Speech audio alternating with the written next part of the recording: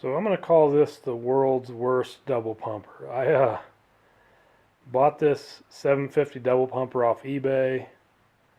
When I received it, I bought the cheapest one on eBay. In fairness, so I'm not talking smack about the seller. But this thing looks like it was thrown in a scrap pile and then removed and sold on eBay. So anyway, it's got multiple problems. The throttle linkage is all bent. The vent tubes were damaged. I'll show you those.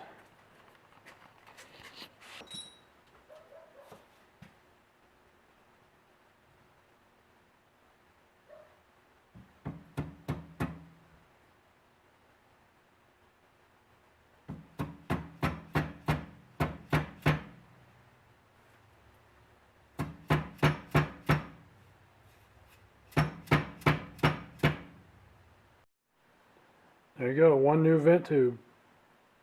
Now I'm actually gonna cut the other stand off there and make an identical one.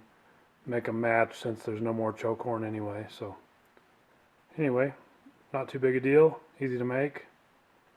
Didn't have to buy any parts on eBay.